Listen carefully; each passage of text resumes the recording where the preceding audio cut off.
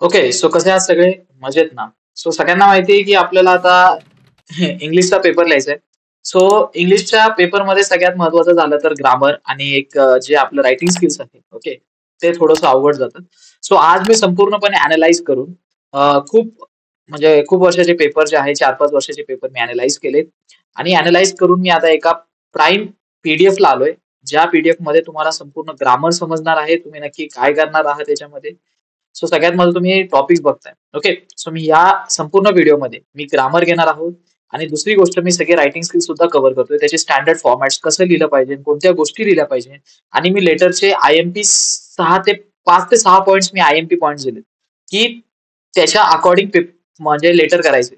जेणेकरून तुम्हाला बऱ्यापैकी लेटर कसं लिहायचं याचा अंदाज येईल. ओके. सो मी एक जनरली दिलेलं आहे आणि हे सगळे प्राईम पॉइंट्स आहेत. प्राईम पॉइंट्स म्हणजे last time revision, last time करण्याचे टॉपिक्स आणि बेस्ट करण्याचे टॉपिक्स आहे.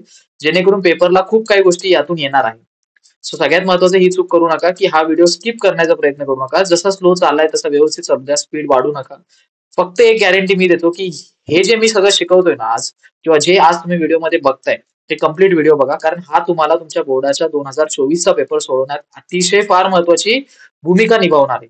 ओके. सो खूप मोठी भूमिका हा हा व्हिडिओ तुमचा इंग्लिशचा पेपर करण्यासाठी होईल. ओके. हा पेपर लिहित असताना सगळ्यात महत्त्वाचं सकाळी जाताना सुद्धा हा व्हिडिओ पाहिला तरी खूप चांगल्या गोष्टी मी कव्हर करणार आहे. सो तुम्ही जर बघताय तर मी इम्पोर्टंट टॉपिक्स काढून ठेवलेले आहेत. सो सगळ्यात महत्त्वाचं त्याच्यामध्ये क्वेशन टॅग म्हणा किंवा म्हणजे सगळे टॉपिक्स जे आहेत ते. त्यानंतर खाली मी तुम्हाला जर व्यवस्थित बघायला गेलं तर ग्रामर झाल्यानंतर मी तुमचं व्यवस्थित अ, हे जे फॉर्मॅट्स आहे बाबा पत्र लिहिलं कसं गेलं पाहिजे तर दोन्ही मी दाखवले. इन्फॉर्मल, फॉर्मल पत्र दाखवले. त्यानंतर फॉर्मल पत्रामध्ये नक्की कोणत्या गोष्टी कव्हर करायच्या, त्या कशा करायच्या. ओके. सो खूप साऱ्या गोष्टी आणि शेवटचे तुमचे काही जे आहेत कन्व्हर्जन वाले प्रश्न, ते कन्व्हर्जन वाले प्रश्न देखील मी इथे घेतलेले आहेत. सो हे जे आहे ते मी खूप आय-एम-पी वाल्या गोष्टी काढून हा व्हिडिओ मी बनवतोय. सो सगळ्यात महत्त्वाचं चूक करू नका. सो हे आहे previous year analysis. So previous year एनालिसिसमध्ये इथे जे 2 गोष्टी रिपीट झाल्या ते झाल्या डिग्री. ओके. सो हे सोडून द्या. सो तुम्हाला आता सगळ्यात महत्त्वाचं बघा ग्रामर नक्की काय काय समजून घ्यायचंय. सो या व्हिडिओमध्ये आपण हे सगळे मागच्या वर्षी आलेले प्रश्न आहेत आणि मागच्या वर्षी आलेल्या प्रश्नांचं सहवास घेऊन आणि येणाऱ्या 2024च्या सराव संचांमधून आपण काही टॉपिक्स काढले जे ग्रामरचे अतिशय फार महत्त्वाचे. क्वेश्चन टॅग प्रत्येक वर्षी येतो म्हणजे येतो. सो क्वेश्चन टॅग करायला विसरू नका. क्वेश्चन टॅग अँड टेन्सेस एक असा टॉपिक आहे जो टॉपिक अतिशय महत्त्वाचा आहे. जो प्रत्येक वर्षी 1 मार्काचे प्रश्न देखील देणार. पण त्याआधी मी तुम्हाला एक ब्रीफ डिस्क्रिप्शन पेपर्स देतो. तुम्हाला लक्षात घ्या टोटल डू हॅज डायरेक्टेड.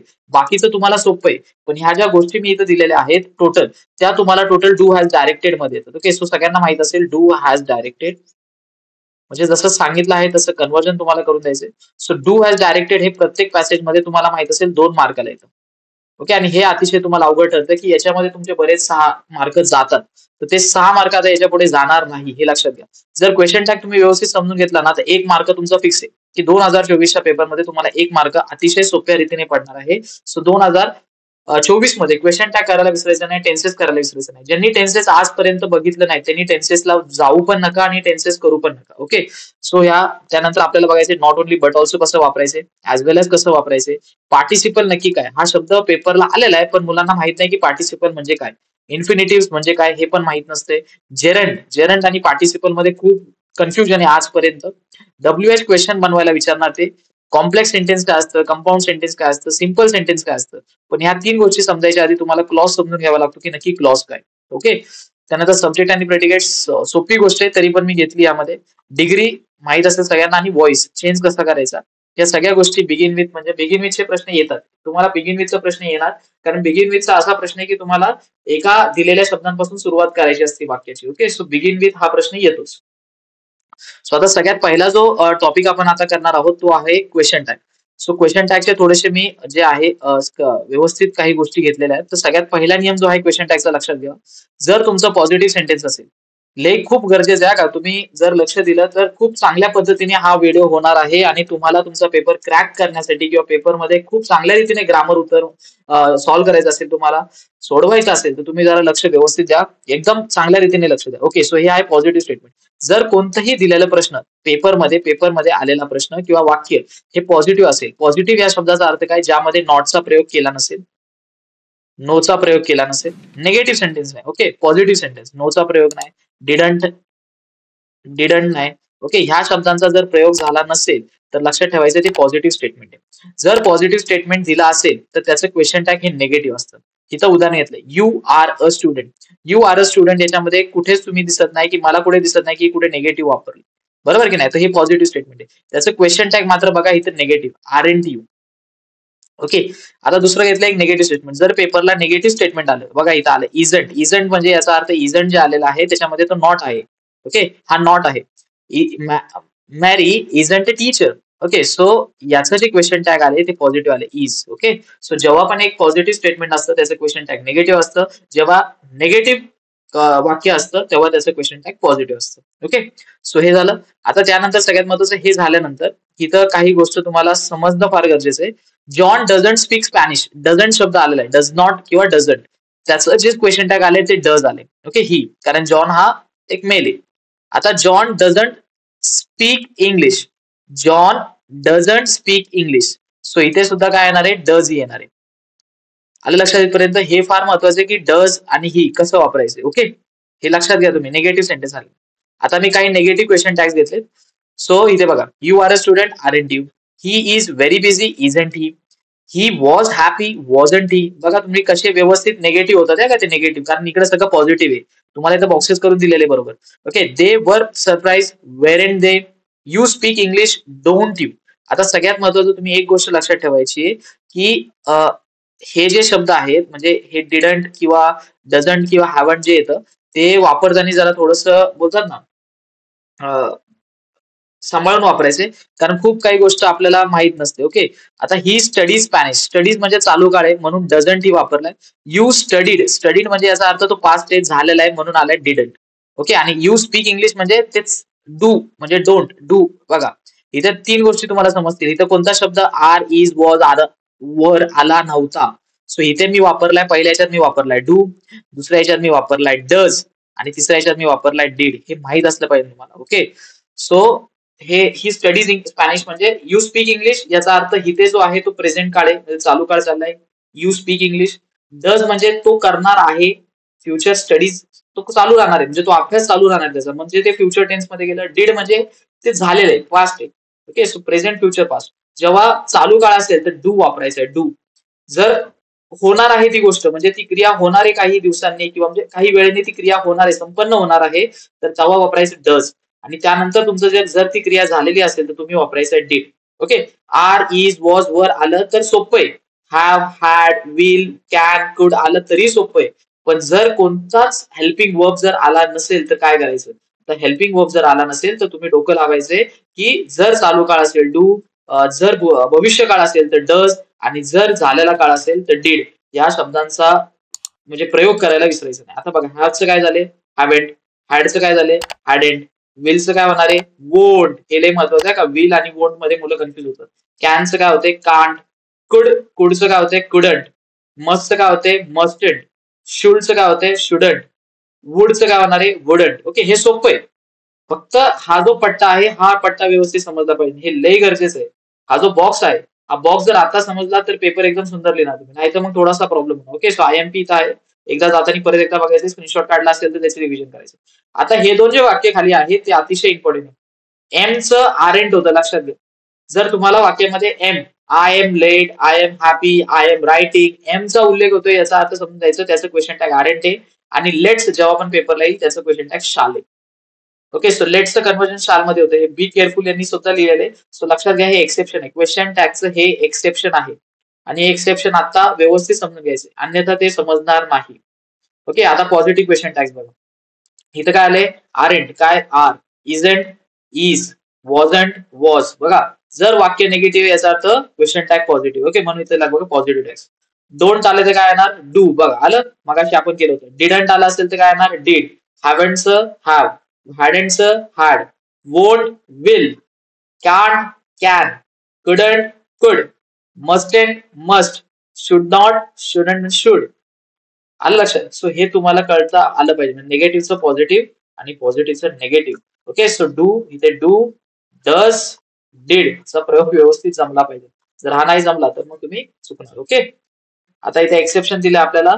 जर नोबडी आलं म्हणजे तुम्हाला कुठेही नोबडी आले, nobody went to the meeting, nobody जर कुठेही शब्द आला तर त्याला डीड लिहायचं, कारण नोबडी हा निगेटिव्ह शब्द आहे.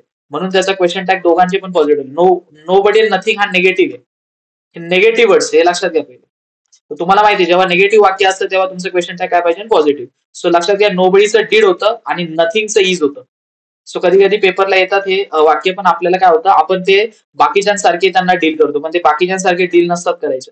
हे लक्षात घ्या. Nobody went to the meeting. So did नोबडीला डीड वापरायचं आहे आणि नथिंगला तुम्हाला इज वापरायचं. ओके, हे झालं तुमचं क्वेश्चन टॅग.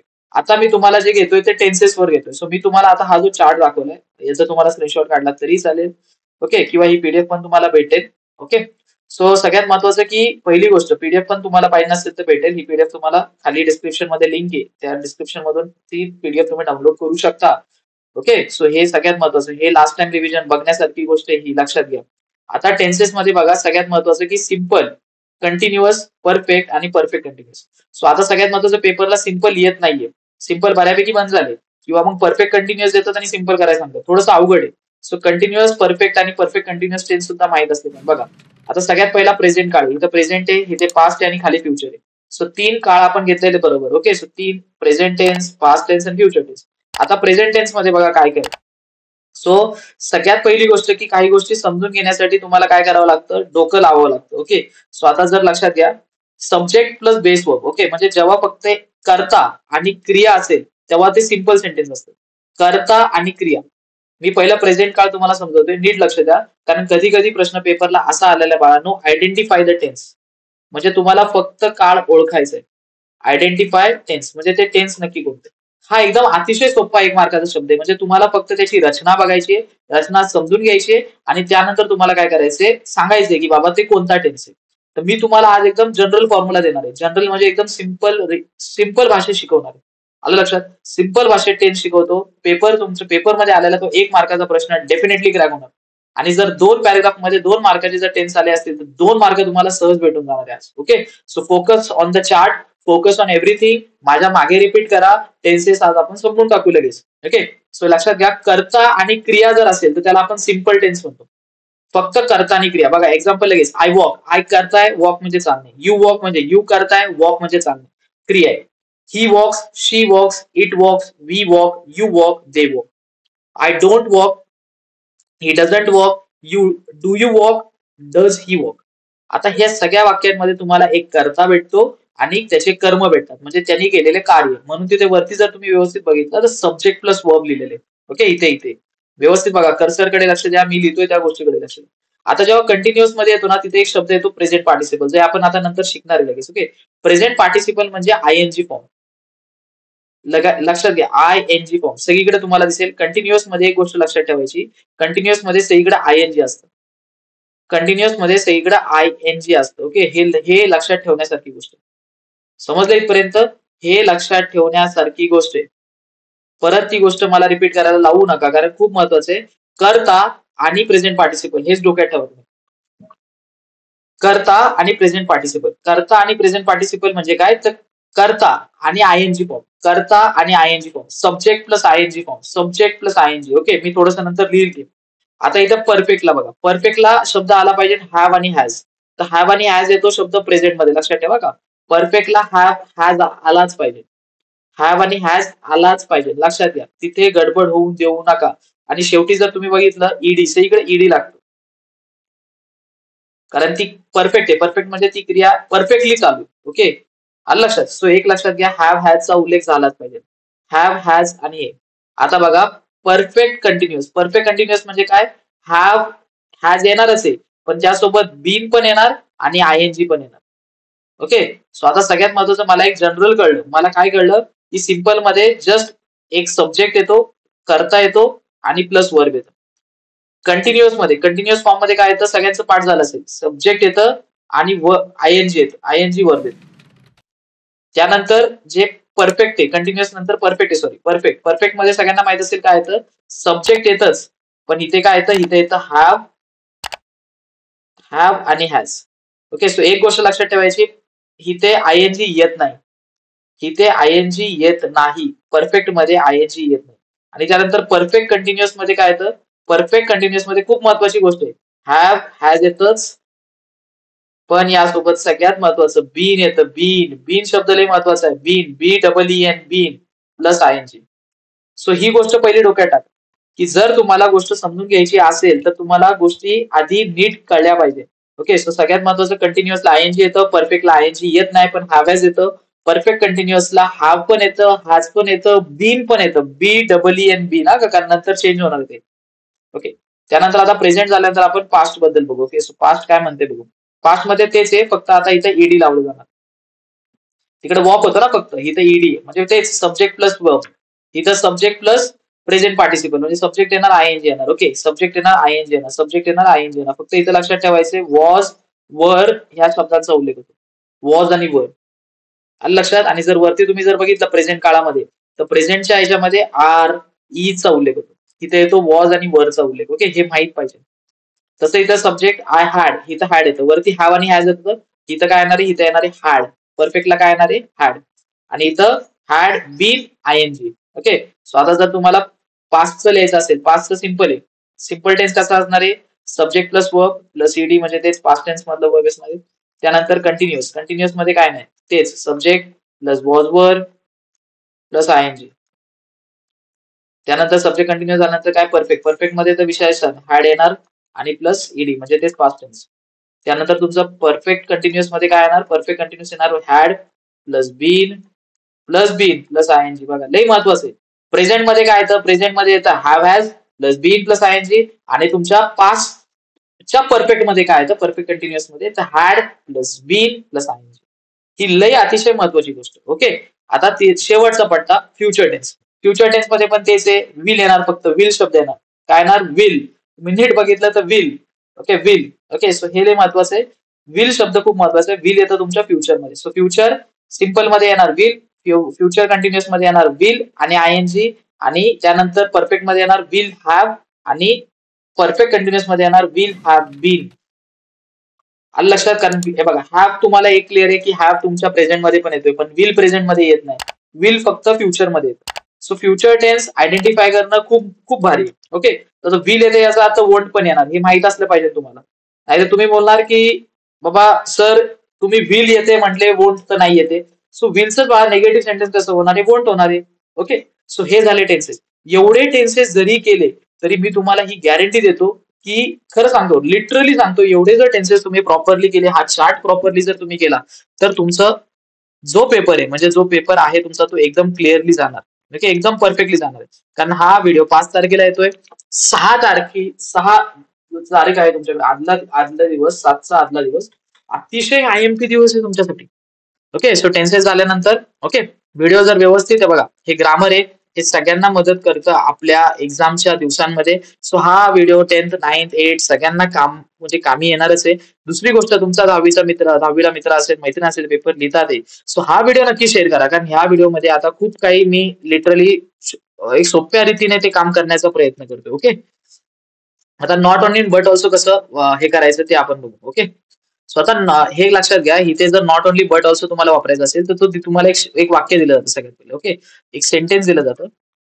त्या सेंटेन्स मध्ये तुम्हाला नॉट ओनली बट ऑल्सो वापरायचं असतं. तर ही गोष्ट विसरू नका की त्या सेंटेन्स मध्ये 2 ऍडजेक्टिव्ह असले पाहिजे, किंवा 2 ऍडवर्ब असले पाहिजे, किंवा 2 नाऊन असले पाहिजे, किंवा 2 वर्ब असले पाहिजे. उदाहरण बघा, ही is not only arrogant but selfish, हे ऍडजेक्टिव्ह आहे. माणसाबद्दल जास्त गोष्ट, एखाद्या नाऊन बद्दल, एका नामाबद्दल जास्त दिलेली माहिती आहे. He is not only rich but generous. आता adverb, extremely, very, extremely she was not only extremely intelligent but was very practical. He speaks Spanish not only naturally but also fluently.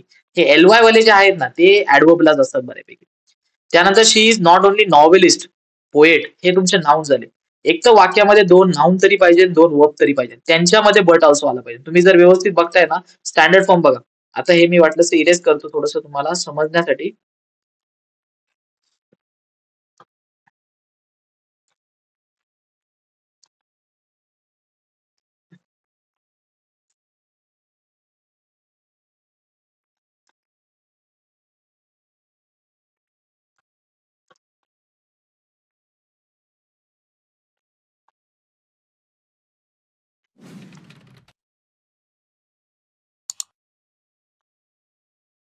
Okay, so आता मी हे तुम्हाला सांगतो बघा, but also 2 ऍडजेक्टिव्हच्या मध्ये. Adverb दोन verb but also दोन ऍडवर्बच्या मध्ये but also. Okay, so हे तुम्हाला लक्षात येणं गरजेचं आहे की नॉट ओनली बट ऑल्सो वापरायला सुद्धा एक ट्रिक आहे. ओके, आणि बस एवढं जस्ट जनरल लक्षात ठेवा तरी तुमचं ते नॉट ओनली बट ऑल्सोचं एक मार्क व्यवस्थित येतील. ओके, आता ऍज वेल ला मी इथं थोडस बोलतात ना एक्झाम्पल्स घेतले तर ते बघितले तुम्ही तर तरी लक्षात येईल तुमच्या की ऍज वेल एज कसं सोडवायचं. ओके, सो ऍज वेल ला मी थोडंसं घेतलंय. She excels in the maths as well as science. तेच ऍज वेल एज शब्द कुठे टाकायचे ऍज वेल एज इंग्लिश आणि French. She is not only informative but also waiter. Not only but also. Not only but ऑल्सोचं कसं केलं त्यांनी बघा. त्यांनी केलं she is excellent chef as well as sommelier. Okay, conversion आहे एक्झाम्पल्स आहे. ही enjoys playing soccer as well age basketball. As well age एवढं काय डिटरमाइन करण्याची गरज नाही पण जस्ट एक एक्झाम्पल तुम्हाला पेपरसाठी देण्यासाठी as well age. So as well age म्हणजे ते पण आणि हे पण. नॉट ओनली बट ऑल्सो म्हणजे ते करून दुसरं म्हणजे ते पण करतील हे पण करते. ऍज वेल एज म्हणजे दोन्ही करते. ओके, दोन्ही करते माणूस एखादं. त्यानंतर आता सगळ्यात पार्टिसिपल हा शब्द खरी अतिशय इम्पॉर्टंट आहे. पार्टिसिपलला काय करतात मुलं सिरियसली घेत नाही. सो पार्टिसिपलला खरंच सिरियसली घ्या. पार्टिसिपल एक चांगला शब्द आहे ग्रामर मधला जेणेकरून तुम्हाला जास्त बोलतात ना होणार नाही. ओके, पार्टिसिपल आणि जेरेंड या दोन गोष्टी त्या थोड्याशा कन्फ्युजिंग आहे दुसऱ्याला पण जास्त नाहीये. आता बघा प्रेझेंट पार्टिसिपल. सो प्रेझेंट पार्टिसिपलचं एक तत्व लक्षात ठेवा आयएनजी फॉर्म असतं बघा. Running, playing, studying, typing, learning, barking. So आता इथं लक्षात घ्या तुम्हाला पेपरमध्ये ते बोलणार प्रेझेंट पार्टिसिपल ओळखा तर तुम्हाला प्रेझेंट पार्टिसिपल ओळखता आला पाहिजे. हा आहे पास्ट पार्टिसिपल. पास्ट पार्टिसिपल म्हणजे थर्ड वर्ब. थर्ड वर्ब म्हणजे तिसरी डिग्री वर्बची. तो वर्ब ईडी वाले किंवा ड्रंक हे सगळे जे ब्रोक, रॅन आणि परफेक्ट पार्टिसिपल जे आहे त्याच्यामध्ये हॅव, हॅज येतं. तुम्ही जर नीट बघितलं तर हॅव आणि हॅज येतं. सो हे महत्वाचं आहे की हॅव बीन हे तुमचं झालं. Have travelled, has driven, has constructed, have written, have created. Okay, so ह्या सगळ्या ज्या गोष्टी आहेत तुमच्या ह्या परफेक्ट पार्टिसिपल. ओके, सो पेपरला कोणते पण पार्टिसिपल येते. पार्टिसिपलचे मूळ 3 प्रकार. Present participle, past participle, perfect participle. Present participle मध्ये लक्षात ठेवायचे आयएनजी फॉर्म येतो. मी तुम्हाला त्याचा आणि दुसऱ्याचा फरक नक्की नंतर सांगेन. आयएनजी फॉर्म आहे. पास्ट पार्टिसिपल मध्ये तुम्हाला लक्षात आलं पाहिजे ते थर्ड डिग्री वर्ब आहे. थर्ड वर्ब फॉर्म येतो. ईडी वाला रॅन. ओके, रन पण वर्बच आहे पण रॅन थर्ड डिग्री झाला. आता ब्रेक. ब्रेक तुम्हाला माहिती ना तोडणे. त्याचा ब्रोक हा थर्ड फॉर्म झाला. ड्रिंक आपण बोलतो ना ड्रिंक वॉटर पण आता सगळ्यात महत्त्वाचं ड्रिंकचं काय झालंय ड्रंक. ड्रंक हे तुमचं पास्ट पार्टिसिपल. पास्ट पास्ट भूतकाळ झालेलं आहे. आणि परफेक्ट मध्ये सांगितलं तुम्हाला हॅव आणि हॅज. Okay, ED. आता जेरंट. जेरंट एक येतं. जेरंट बघा खूप महत्वाचं आहे. Noun ending ING that has been form from a verb. Okay, so verb पासून बनलेले पण हे सुद्धा आयएनजी. सो हे लक्षात घ्या. इथं कन्फ्युजन कुठं होतं माहिती का. आता बघा इथं मी काय सांगितलं प्रेझेंट पार्टिसिपल मध्ये पण आयएनजी येतं. हे तर तुमच्या डोक्यात आलं. जेरंट मध्ये पण आयएनजी येतं बघा. थिंकिंग, प्लेइंग, इटिंग हे पण आयएनजी. सो जेव्हा जेरंट आणि प्रेझेंट पार्टिसिपल लक्षात घ्या पार्टिसिपलचे 3 प्रकार. Present participle, past participle, perfect participle. मी परत एकदा रिपीट करतो का कुठेच कन्फ्युजन होऊ नका. हे present participle, past participle, perfect participle आणि हे जेरंट आहे. तर हे जेरंट आणि तुमचं प्रेझेंट पार्टिसिपल आहे ते सारखं दिसतं. थोडंसं मी झूम आउट करतो. एकाच पेजमध्ये टाकले. हे आयएनजी आणि हे ना हे एक सारखंच दिसतं. हे आपल्याला आयडेंटिफाय करता येत नाही. हे आयडेंटिफाय करता येत नाही की जेरंट कशाला म्हणतात आणि ते त्याच्यामध्ये कन्फ्युजन होतं. ओके, सो ते कन्फ्युजन दूर करण्यासाठी मी इथं लिहिले बघा. आता जेरंट काय तुमचं पार्टिसिपल काय तर पार्टिसिपल आहे ते ऍडजेक्टिव्ह सारखं काम करतं आणि जेरंट हे तुमच्या नाउन सारखं काम करतं. So he likes playing football. I saw him playing football. दोन्हीकडे आयएनजीच आहे. शब्द आयएनजीच आहे पण इथं हे ऍडजेक्टिव्ह आहे. ऍडजेक्टिव्ह म्हणजे ते नाउनला संबोधणारे आणि इथं I saw him playing football म्हणजे इथं हा खेळतोय. आय सॉ हिम म्हणजे त्याच्याबद्दल आपल्याला जास्त सांगतो. ही गोष्ट लक्षात आली पाहिजे. सो जेरंट पार्टिसिपल मध्ये एक गोष्ट कॉमन आहे ती म्हणजे ते आयएनजी फॉर्म आहे. पण दुसरी गोष्ट जी आपल्याला अनुभवायची याच्यामध्ये की एक पार्टिसिपल एक ऍडजेक्टिव्ह सारखं काम करतं आणि जेरंट एक नाउन सारखं काम करतं. Swimming is a good exercise. Swimming is a good exercise आणि इथे ही we saw her swimming. We saw her swimming. Okay, so participle मध्ये नेहमी ऍडजेक्टिव्ह बद्दल म्हणजे एखाद्या गोष्टीबद्दल सांगितलं जातं त्याच्याबद्दल अधिक माहिती दिली जाते. पण इथे सगळ्यात महत्वाचं जेरंट म्हणते ती एक स्वतः एक गोष्ट असते. ओके, जर थोडंसं अजून इझी करायचं झालं ना थोडंसं मी इझी करून सांगतो. आता नीट लक्ष द्या. आता कन्फ्युजन कशामध्ये होतं मेजरली कन्फ्युजन कशामध्ये होतं एक जेरंट मध्ये आणि एक पार्टिसिपल मध्ये. जेरंट नाऊन आहे हे पहिली गोष्ट क्लिअर करा. जेरंट नाऊन आहे. नाऊन म्हणजे आपण त्याच्याबद्दल बोलणार आहोत आणि हे ऍडजेक्टिव्ह म्हणजे जे पार्टिसिपल आहे तुमचं ते ऍडजेक्टिव्ह. ऍडजेक्टिव्ह या शब्दाचा अर्थ म्हणजे काय, तुम्हाला नामाबद्दल अधिक माहिती देणार आहे. आता बघा, आय सॉ हिम प्लेइंग, तो खेळताना दिसला म्हणजे त्याच्याबद्दल जास्त माहिती देते. वी सॉ हर स्विमिंग म्हणजे स्विमिंग हे तिच्याबद्दल जास्त माहिती देते. आय सॉ हिम गॅमलिंग, मला त्याच्याबद्दल जास्त माहिती भेटली. आता बघा, he likes playing football, he likes playing football मध्ये त्याच्याबद्दल अधिक माहिती नाही दिली, त्याला आवडतोय खेळ, तो खेळ आवडतोय त्याला. स्विमिंग, स्विमिंग बद्दल सांगितलंय म्हणजे स्वतः स्विमिंग एक चांगली एक्सरसाइज आहे. कोणाबद्दल जास्त माहिती नाही देते आपण, फक्त स्विमिंग बद्दल बोलतोय. He is fond of gambling, आता गॅमलिंग बद्दल बाबा तो फॉन्ड म्हणजे त्याला ती गोष्ट आवडते. सो एक लक्षात घ्यायचं, जेरंड आणि पार्टिसिपल मध्ये जास्त कन्फ्युजन होऊन द्यायचं नाही. पार्टिसिपल एका ऍडजेक्टिव्ह सारखं काम केलं पाहिजे वाक्यामध्ये, आणि जेरंडने वाक्यामध्ये एका नामासारखं काम केलं पाहिजे, म्हणजे आपण त्याच्याबद्दल बोललो पाहिजे. ओके, आणि पार्टिसिपल म्हणजे आपल्याला त्याच्याबद्दल जास्त माहिती कळली पाहिजे, म्हणजे जास्त माहिती देणारा शब्द आहे. ओके, सो जेरंड आणि पार्टिसिपल प्रेझेंट पार्टिसिपल मध्ये कन्फ्युजन व्हायचं नाही. आयएनजी फॉर्म आहे दोन्ही पण. पार्टिसिपलचे मूळ 3 प्रकार हे लक्षात घ्या, प्रेझेंट पार्टिसिपल, पास्ट पार्टिसिपल आणि परफेक्ट पार्टिसिपल. ओके, हे पार्टिसिपल लक्षात ठेवा, परत एकदा मागे जाऊन तुम्ही व्हिडिओ बघितला तरी चालेल. जेरंड एक लक्षात ठेवा की जेरंड म्हणजे आयएनजी फॉर्म. त्यानंतर येतो इन्फिनिटिव्ह. आता इन्फिनिटिव्ह हा शब्द पेपरला खूप वेळा येऊन गेला, पण कोणी त्याच्याबद्दल अजून व्यवस्थित माहिती काढलेली नाही. Okay, so to plus verb, to plus verb, infinitive म्हणजे एक लक्षात घ्या टू प्लस वर्ब. ओके, सो मी त्यासाठी काढलेत काही उदाहरण सुद्धा काढले, लक्षात घ्या. To plus verb. ओके, वर्बचं पहिलं फॉर्म पाहिजे. V1 म्हणजे याचा अर्थ काय, पहिलं फॉर्म. ओके, टू सी, आता सॉ असतं इथं, टू सॉ, टू सॉ, सॉ शब्द हा पहिला वर्ब नाहीये, लक्षात घ्या, हा पहिला वर्ब नाही. टू सी हा पहिला वर्ब आहे, सी हा याच्यामध्ये काय पहिला वर्ब. सो हे तुमचं इन्फिनिटिव्ह. सो टू सी झालं तुमचं इन्फिनिटिव्ह, टू ब्लेम झालं तुमचं इन्फिनिटिव्ह, टू अर्न झालं तुमचं इन्फिनिटिव्ह. ओके, हे इन्फिनिटिव्ह झालं. आलं लक्षात इथपर्यंत. सो टू प्लस वर्ब पहिलं, first degree verb. Okay, to plus verb. आता त्यानंतर झालं बघा, क्वेश्चन तुम्हाला येतात ना डब्ल्यूएच क्वेश्चन बनवण्यासाठी, तर तेही. आता हूचा प्रयोग कधी करायचा तुम्ही. ओके, सो एक लक्षात घ्या, हूचा प्रयोग तुम्ही कधी करा. So who use to ask the person who did the action, कोणी केली ती, पर्सन बद्दल विचारण्याचं हू देतं. व्हॉट म्हणजे नक्की माहिती मिळवतं, वेन म्हणजे टाइम, वेअर म्हणजे लोकेशन, वाय म्हणजे कारण, विच म्हणजे चॉईस, हुज म्हणजे पोझिशन, आणि हाऊ म्हणजे प्रोसेस. सो हे लक्षात घ्या की तुम्हाला जर त्यांनी डब्ल्यूएच क्वेश्चन बनवायला दिलं आणि अंडरलाईन कोणत्या पर्सनला केली असेल तर तुम्हाला हू वापरायचंय. जर त्यांनी कोणत्या तरी माहितीला अंडरलाईन केली असेल, ते बोलतात की अंडरलाईन केलेलं, मला अंडरलाईन केलेलं जे पण शब्द असतील ते ह्याचं उत्तर भेटलं पाहिजे, तर तुम्हाला व्हॉटचा प्रयोग करायचा. त्यानंतर जर टाइमाला त्यांनी, म्हणजे टाइम कोणता पण टाइम असेल बघा, when can I see you again. Okay, time बद्दल बोले. When is the next world cup, time बद्दल बोलते. ओके, सो तेव्हा तुम्हाला वेननी चालू करायचं, वाक्य कशाने चालू करायचं, वेन. जर लोकेशन बद्दल तुम्हाला काय माहिती पाहिजे नसेल, लोकेशनला अंडरलाईन केलं असेल तर where. Where were the keys, बाबा कीज कुठे होते, कीजचं लोकेशन काय होतं. वेअर डू यू लिव्ह, तुझं लोकेशन काय आहे, तू कुठे राहतो. वाय, वाय म्हणजे कारण. Why did you break the glass, बाबा तू ग्लास का ब्रेक केलं, कारण जाणायचं असेल तुम्हाला, जर कारण जाणून घ्यायचं असेल तर त्याला वायनी सुरुवात करायची. ओके, म्हणजे त्या डब्ल्यूएच क्वेश्चनला फ्रेम करताना वायचा उपयोग करायचा. विच म्हणजे चॉईस, बाबा चॉईस जर आली असेल, which of this pens is best, which author do you enjoy, एक लक्षात घ्या. ओके, हुज म्हणजे पोझिशन, बाबा who child is this that has a cup, whose bag is this, position, position म्हणजे नक्की कोणाचे, कोण मालक यायचं. Use to explain process, process, how म्हणजे प्रोसेस, एखादी प्रक्रिया. How do you learn English, how was the weather been. Okay, so हे सगळं जे आहे याच्यामध्ये तुम्हाला प्रोसेस समजून घ्यायची. सो परत एकदा, हू एखाद्या व्यक्तीबद्दल सांगितलं जातं, एखाद्या ऍक्शन बद्दल बोललं जातं. व्हॉट म्हणजे ती माहिती देते, म्हणजे व्हॉटने प्रश्न सुरू केला तर तुम्हाला त्याचं उत्तर माहिती मिळणार आहे. वेन म्हणजे तुम्हाला एका वेळेबद्दल संबोधते ते. वेअर तुम्हाला एका जागेबद्दल सांगते. वाय तुम्हाला कारण सांगते, कारण वायला चुकू नका, वाय एक कारण सांगतं. विच तुम्हाला चॉईस विचारतं, नक्की काय करायचंय, कुठे जायचंय. हुज म्हणजे पोझिशन, बाबा कोण तुमचा मालक आहे, कोण त्या व्यक्तीचा किंवा त्या गोष्टीचा ओनर आहे.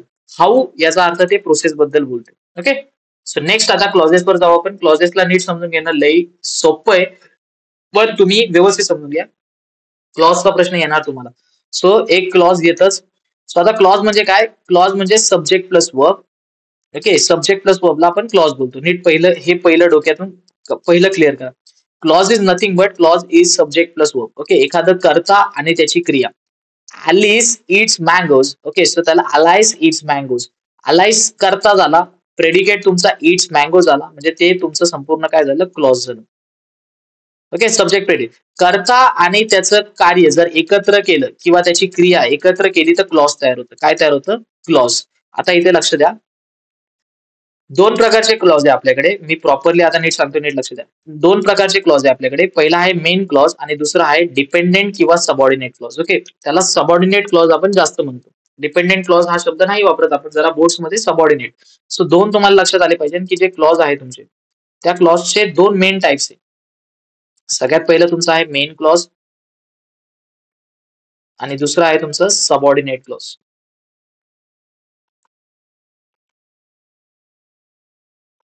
ओके, सो मेन क्लॉज आणि सबऑर्डिनेट क्लॉज हे क्लिअर डोक्यात ठेवा की क्लॉज हे दोन प्रकारचे, मेन क्लॉज आणि सबऑर्डिनेट क्लॉज. आता क्लॉज म्हणजे तुम्हाला एक गोष्ट कळली असेल, क्लॉज म्हणजे काय नाही, क्लॉज म्हणजे सब्जेक्ट प्लस वर्ब, कर्ता आणि त्याचं वर्ब. परत एकदा इथे बघू आपण. आता ऍलिस हा सब्जेक्ट आहे, इट्स मँगोज त्याची क्रिया आहे. ओके, सो ह्या दोघांना जर एकत्र आणलं आपण तर ते क्लॉज होतं. सब्जेक्ट प्लस क्रिया, सब्जेक्ट प्लस क्रिया, कर्ता प्लस त्याचं काम जर एकत्र आणलं तर त्याला क्लॉज असे म्हणतो. ओके, सो आता main clause. Express the complete idea or the thought. It has a subject and the verb and can stand alone as a sentence. ते स्वतः एक वाक्य असू शकतं, म्हणजे ते स्वतः एक वाक्यच असतं खरं तर. आता बघा इथे, I saw a man he was crying. I saw a man, I subject, माझं काम म्हणजे त्या करता काम काय केलं तर त्याने माणूस पाहिला. So I saw a man तुमचा मेन क्लॉज झाला. आय सॉ अ मॅन तुमचा मेन क्लॉज झाला, हे लक्षात घ्या. दुसरं, he is crying but nobody actions. He is crying subject झाला, त्याचं वर्क झाला म्हणजे त्याची क्रिया झाली. He is a wise man, he is a wise man हे अख्खं तुमचं मेन क्लॉज झालं, याला सबऑर्डिनेट क्लॉज नाहीये. ओके, सो असे पण वाक्य आहेत की त्यांना सबऑर्डिनेट क्लॉज नाही. पण तुम्हाला एक गोष्ट लक्षात ठेवायचे की जे मेन क्लॉज असतं ना तुमचं, ते मेन क्लॉज जे असतं का, ते एक कम्प्लीट सेंटेन्स असतं. म्हणजे म्हणजे ते वाक्य कम्प्लीट असतं, तुम्हाला ते तुटलेलं वाक्य नाही भेटणार. मेन क्लॉज म्हणजे कम्प्लीट सेंटेन्स. ओके, म्हणजे ते वाचल्यानंतर त्याचा अर्थ निघतोय अशा सेंटेन्सला आपण बोलतो कम्प्लीट सेंटेन्स. आता बघा, he bought a car which was too expensive. त्याने गाडी घेतली पण ती एक्सपेन्सिव्ह होती, ही तुमचा सब्जेक्ट झाला. Bought a car, bought a car म्हणजे काय झालं, त्यांनी केलेली क्रिया. I ate some apples in the kitchen. I ate some apples, I करता झाला, एट सम ऍपल्स काय झालं, त्याची क्रिया झाली. हे झालं तुमचं मेन क्लॉज. आलं लक्षात इथपर्यंत. सो हे खूप महत्वाची गोष्ट आहे की तुम्ही थोडस लक्षात घ्या. आता सबऑर्डिनेट क्लॉज बघा, आय सॉ मॅन तुमचं मेन क्लॉज झालं, उरलेलं तुमचं subordinate clause. He bought a car which was too expensive, which was too expensive. आता हे जर तुम्ही वाचलं ना, तुम्हाला कम्प्लीट मिनिंग नाही भेटत, त्याचं कम्प्लीट मिनिंग नाही भेटत. कम्प्लीट मिनिंग, कम्प्लीट मिनिंग नाही भेटत. आलं लक्षात, कम्प्लीट मिनिंग तुम्हाला भेटणारच कधी नाही. पण जेव्हा तुम्ही मेन क्लॉज वाचता का, त्याचं कम्प्लीट मिनिंग असतं, तुम्हाला कम्प्लीट मिनिंग भेटणार, संपूर्ण अर्थ व्यवस्थित करणार ते वाक्य. आता इथे बघा, she does not like the people. आता शी आणि तिची क्रिया हे झालं तुमचं main clause. Who smoke, who smoke म्हणजे काय, इनकम्प्लीट बातमी, म्हणजे याला सबऑर्डिनेट क्लॉज बोलतो, subordinate clause. I know the girl who took my pen, हे subordinate clause. I met a boy who had help him me. तर हे झाले तुमचे सबऑर्डिनेट. हे जे याला बोलतो सबऑर्डिनेटर, WH येतो ना, who, which, who, who, which. Okay, हे सगळे तुमचे अँड, बट, येट, सो हे सगळे तुमचे सबऑर्डिनेटर झाले. हे काय करतात, ते वाक्य वेगळं करण्याचं थोडस सामर्थ्य असतं यांच्याकडे. सो कधी पण सबऑर्डिनेटर क्लॉज जर तुम्हाला नीट ओळखायचा असेल तर मेन क्लॉज वेगळा करायचा आणि तो उरलेला जो आहे तो तुमचा काय होतो, subordinator clause. Okay, is that clause which has alone cannot express the complete meaning. इथं बघा clearly cannot express the complete meaning, हे झालं तुमचं क्लॉज. आलं लक्षात. सो क्लॉज बद्दल आता जास्त मी बोलणार नाही. क्लॉज म्हणजे कर्ता आणि त्याची क्रिया, ते तुमचं मेन क्लॉज होतं आणि उरलेलं तुमचं काय होतं, तुमचं उरलेलं होतं डिपेंडेंट क्लॉज. ओके, सो ते पण डिपेंडेंट क्लॉज आहे पण त्याची कम्प्लीट इन्फॉर्मेशन नाही भेटत. तिथं पण करता आणि बघा, हु म्हणजे करताय, वॉज क्राईंग म्हणजे त्याची क्रिया, विच म्हणजे करताय, वॉज टू एक्सपेन्सिव्ह म्हणजे क्रिया. सो पण तो कोणाबद्दल बोलतोय एक कम्प्लीट मिनिंग देत नाही आपल्याला, त्याला आपण सबऑर्डिनेट क्लॉज म्हणतो. आणि जो आपल्याला संपूर्ण व्यवस्थित अर्थ देतो त्याला आपण बोलतो main clause. Okay, clear, good. आता सिंपल, कंपाऊंड आणि कॉम्प्लेक्स सेंटेन्स कसे ओळखायचे. ओके, तुम्हाला इथं हा प्रश्न येतो, आयडेंटिफायला पण येतो की कोणतं सेंटेन्स आहे ते ओळखा. आयडेंटिफायला पण येतो आणि हा प्रश्न तुम्हाला कन्व्हर्जनला पण येतो. कन्व्हर्जन म्हणजे सिंपलला हे करा, कॉम्प्लेक्स करा आणि कॉम्प्लेक्सला कंपाऊंड असं येतं. आता बघा सिंपल सेंटेन्स जे आहे त्याच्यामध्ये एकच क्लॉज असतो. शी इज अ टीचर. शी झाला तुमचा कर्ता, ही त्याची क्रिया. Is a teacher. The moon is bright. The moon is bright. We are learning English grammar. त्याच्यामध्ये सिंगल क्लॉज असतो, एक लक्षात घ्यायचं. A sentence that consist of only one subject and one finite verb is called a simple sentence. One finite verb. One finite verb. One finite verb. Okay. Compound sentence दोन main clauses असतात. He work hard, could not succeed. She helped him several times, yet he is not happy. He bought a pen, it was very expensive. So सगळ्यात महत्वाचं compound sentence मध्ये दोन main clauses असतात. A sentence that consist of two main or independent clauses is called a compound sentence. ज्याच्यामध्ये दोन clause असतात. दोन clause भेटणार तुम्हाला. Complex sentence with subordinate clause. Complex sentence मध्ये जर लक्षात आलं तुम्हाला याच्यामध्ये सबऑर्डिनेट क्लॉज असतो. A sentence that has two main clauses म्हणजे दोन मेन क्लॉज असतात आणि एक पेक्षा जास्त सबऑर्डिनेट क्लॉज असतात. Though he work hard he failed in the exam. Though he work hard he failed in the exam. When I went in I found her watching TV. Okay. So खूप म्हणजे बोलतात ना दोन clause आणि एकापेक्षा जास्त subordinate clause. He work hard he failed in the exam. इथं I went in I found her watching TV. Okay. He bought a pen which was very expensive. Okay. So जेव्हा तुम्हाला एखादं कॉम्प्लेक्स सेंटेन्स ओळखायचं असेल किंवा simple sentence ओळखायचं असेल, so simple sentence ओळखण्याच्या मागचं तत्व एकच आहे की एकच क्लॉज असला पाहिजे. कंपाऊंड सेंटेन्स जर तुम्हाला ओळखायचं असेल तर त्याच्यामध्ये कमीत कमी तुम्हाला दोन क्लॉजेस किंवा इंडिपेंडेंट क्लॉजेस भेटतात किंवा सबऑर्डिनेट क्लॉजेस भेटतात. आणि जर कॉम्प्लेक्स सेंटेन्स तुम्हाला ओळखायचं असेल तर तिथे सगळ्यात महत्वाचं की तो एक वाक्य जे असतं ते सबऑर्डिनेट क्लॉज सोबत असतं म्हणजे असतं. आलं लक्षात. ओके. हे लक्षात घ्या. इथं मेन क्लॉज तुम्हाला भेटणार पण इथं तुम्हाला सबऑर्डिनेट क्लॉज देखील भेटतो. ओके. त्यानंतर आता तुमचं सब्जेक्ट आणि प्रेडिकेट. सब्जेक्ट म्हणजे हू ऑर हुम आणि ऍक्शन डन. प्रेडिकेट म्हणजे त्यांनी केलेलं काम, ऍक्शन कोणती केलेली आहे. ओके. आणि सब्जेक्ट म्हणजे कोण करते. सब्जेक्ट इज करता, प्रेडिकेट इज त्याचं कार्य. ओके. सो इथे मी भरपूर काय सब्जेक्ट आणि प्रेडिकेटचे काढून ठेवले. बॉय सब्जेक्ट झालं, हे बाकीचं प्रेडिकेट. लॅपटॉप करता सब्जेक्ट झाला, बाकीचं प्रेडिकेट. सो हे एक्झाम्पल तुम्ही बघितले तरी तुमच्या लक्षात येईल. ओके. सो जास्त वेळ आपण इथे काही घालवत नाही. नेक्स्ट जे आहे नेक्स्ट आहे तुमचं व्हॉइस. सो व्हॉइस दोन प्रकारचे आहेत, ऍक्टिव्ह आणि पॅसिव्ह. ऍक्टिव्ह तुमचा कशावर म्हणजे ऍक्टिव्ह वाक्य नक्की काय असतं. ऍक्टिव्ह वाक्य म्हणजे जो करताय तो नक्की काय करतोय. व्हॉट सब्जेक्ट डज, नक्की करता काय करतो. हे जे वाक्य आपल्याला हे सांगतं त्याला आपण ऍक्टिव्ह वाक्य म्हणतो म्हणजे ऍक्टिव्ह व्हॉइस. आणि पॅसिव्ह म्हणजे काय, the focus is on action म्हणजे याच्यामध्ये फोकस जे असतं ते ऍक्शनला असतं. आता इथं उदाहरण बघा. राम किल्ड रावण. आता राम किल्ड रावण याचा अर्थ इथे फक्त आपल्याला कळतं की बाबा ह्या सब्जेक्टने हा सब्जेक्ट आहे तुमचा, राम काय तुमचं सब्जेक्ट. आता राम सब्जेक्ट आहे तर त्यांनी केलेलं कार्य फक्त कळतं ऍक्टिव्ह व्हॉइस मध्ये. पण पॅसिव्ह व्हॉइस मध्ये आपण जास्त काय करतो, भर देतो तुमच्या ऍक्शनवर. म्हणजे killed, Ravan was killed by Ram. त्याच्या ऍक्शनवर दिलाय बघा, जोर आपण ऍक्शनवर दिलाय. हे त्याचं ऍक्शन होतं की नाही होतं, होतं. सो आपण जोर कशावर दिला, ऍक्शनवर दिला होता. इथे जोर आपण कशावर दिला होता, सब्जेक्ट. कारण सब्जेक्टनी काय केलं. ऍक्टिव्ह व्हॉइस म्हणजे सब्जेक्टनी काय केलं आणि पॅसिव्ह व्हॉइस म्हणजे नक्की ऍक्शन काय झाली. सो इथे मी छोट्या अक्षरात देतो वाटलं असं. ऍक्टिव्ह म्हणजे तुमच्या थोडक्यात ते घेणं देणं सब्जेक्ट सोबत असतं. पण तुमचं जे पॅसिव्ह व्हॉइस आहे त्याचं घेणं देणं संपूर्णपणे तुमच्या ऍक्शन वाचतं, नक्की काय काम केले त्याने. आधी काम त्याचं फोकस करायचं. ओके. आता इथे एक थोडस चार्ट दिलं. I write a letter. I write a letter म्हणजे आय वर फोकस केलंय. अ लेटर आता बघा तिथं त्याच्या ऍक्शनवर फोकस केलं. सो राईट्स रिटर्न झालं, लेटर पुढे आलं म्हणजे तुमचा ऑब्जेक्ट जो आहे तो ऑब्जेक्ट पुढे येतो. वर्क तुमचं जिथं आहे तिथे राहतं, सब्जेक्ट मात्र मागे जातो. ओके. सो इथं जे आहे हा डायग्राम म्हणून तुम्हाला समजलं असेल की वाक्यात रचना कशी करायची. ओके. जर तसं आपण वरच्या याच्यात पाहिलं, इथं जर आपण पाहिलं तेच झाले. थोडस इरेज करतो मी. आणि जर कोणी नोट्स बनवत असेल तर उत्तमच आहे. राम मागे आला, रावण पुढे गेला, किल्ड इथं आहे.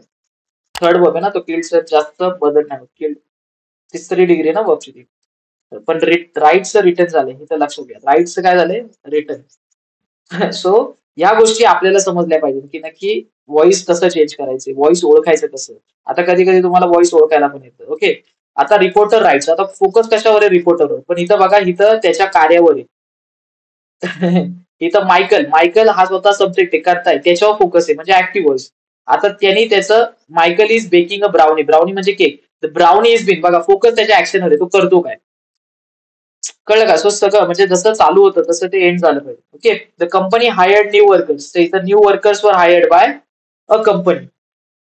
सो एक लक्षात घ्या की ऍक्टिव्ह आणि पॅसिव्ह मध्ये जर तुम्हाला बदल करायचा असेल जरा 4-5 उदाहरणं बघा आणि त्यानंतर तुम्ही संपूर्णपणे त्याला ऍक्टिव्हला पॅसिव्ह करू शकता, पॅसिव्हला ऍक्टिव्ह करू शकता. ओके. ऍक्टिव्हचं पॅसिव्ह करायचं असेल तर ऍक्शन पुढे घ्यायची, सब्जेक्ट मागे घ्यायचा आणि जर पॅसिव्हचं ऍक्टिव्ह करायचं असेल तर सब्जेक्ट आधी आला पाहिजे. ओके. सो ही जी उदाहरणं आहे ही उदाहरणं जरा थोडीशी तुम्ही व्यवस्थित डोळ्या खालून काढा जेणेकरून तुम्हाला प्रॉपर समजेल. ओके. त्यानंतर आहे degree of comparison. Degree of comparison अतिशय सोपं केले मी तुमच्यासाठी. अख्खा एकदम मस्त चार्ट भेटलाय मला. तो चार्ट मी आता तुम्हाला सांगतो कशा प्रकारे वापरायचा. Okay. So degree of comparison मध्ये डिग्री जी असते ती 3 प्रकारची असते. पॉझिटिव्ह, कंपॅरेटिव्ह आणि superlative. So earth is large एक सिंपल सेंटेन्स आहे. Earth is larger than comparative degree. Comparative मध्ये दॅनचा उल्लेख होतो लगेच. दॅन लक्षात ठेवा. कंपॅरेटिव्ह म्हणजे दॅन. कम्पेअर करतोय ना आपण. कोणा दुसऱ्यापेक्षा आपण काय करतोय? कम्पेअर करतोय. Earth is larger than Mars. नंतर superlative. Saturn is the largest of all 3 planets. Largest शब्द आला. सो हे जे असतं ना लार्ज, लार्जर, लार्जेस्ट ही कंपॅरेटिव्ह म्हणजे यांना डिग्रीज बोलतो आपण. Simple sorry positive degree, comparative degree आणि सुपरलेटिव्ह डिग्री. सो हे जे कन्व्हर्जन्स आहे ना हे कसे करायचे एक लक्षात घ्या. सगळ्यांचा फोकस स्क्रीनवरती. थोडस मी मोठं करतो.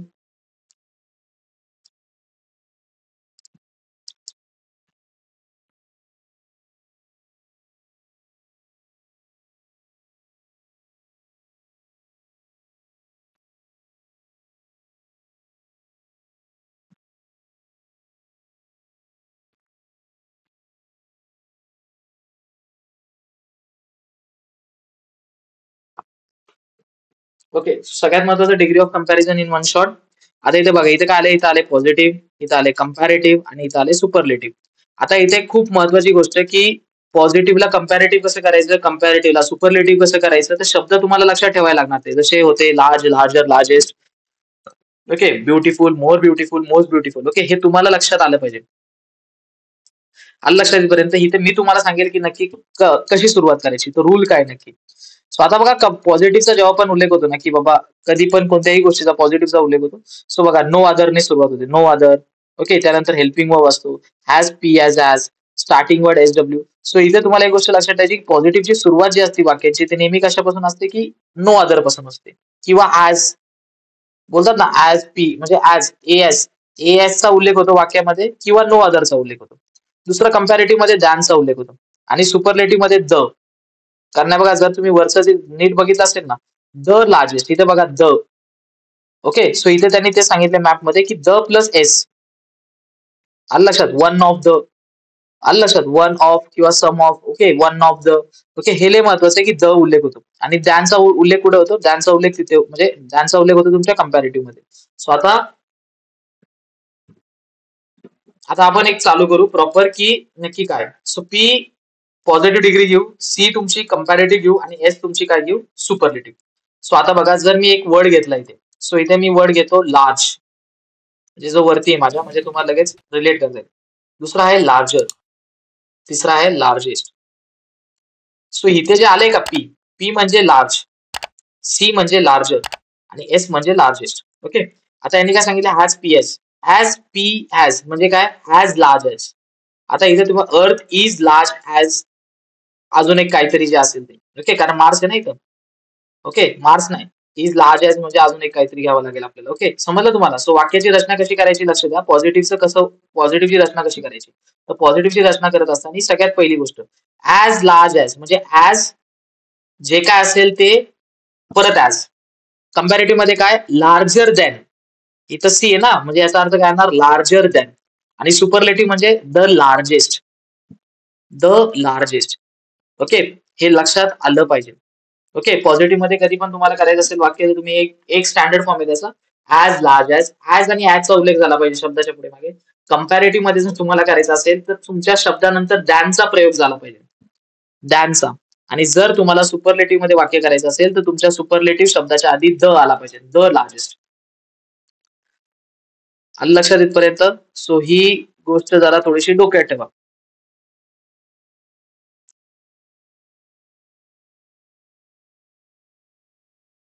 त्यानंतर